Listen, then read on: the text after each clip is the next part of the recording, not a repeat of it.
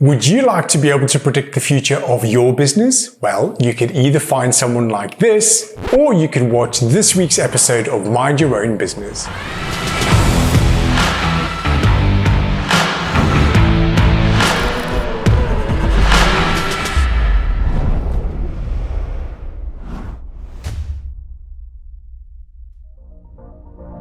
This week on Mind Your Own Business, we're going to talk about KPIs or key performance indicators, and specifically how you can use them to predict the future or to anticipate problems in good time. Now, I don't know about you, but I hate surprises.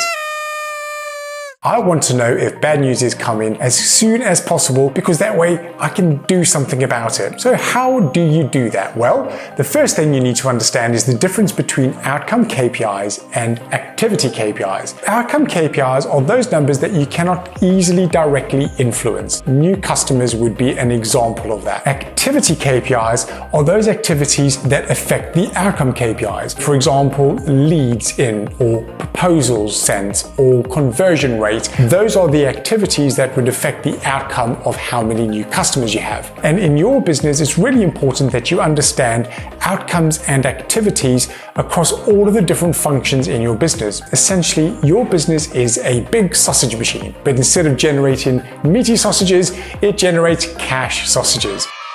And if you think about it, if you've got inquiries coming in, those inquiries need to be converted. But if your outcome, so the number of inquiries, is not exactly where it needs to be because some of the activities are giving you early warning signs, then you've got some time to do something about it. Equally in sales, if loads of inquiries are coming in, but some of the activity drivers in sales are just not quite right, then it stands to reason that you're not going to be able to confirm enough new business. And if you don't get enough business in, then of course operations isn't going to be able to do enough, which means you're not going to be able to invoice enough, which means you're not going to be able to get enough cash, which means that your sausages are going to be little sausages instead of big, fat, juicy cash sausages. So how do you use this in a practical way? Well, the first thing you need to do is, as I say, identify the key outcomes and the key activity drivers for sales, marketing, operations, and finance. Then what you need to do is you need to look at these numbers on a weekly basis. And that way you'll be able to pick up problems in good time. You don't need to wait until the end of the month to find out that you've had a bad month. You will be able to spot on week 1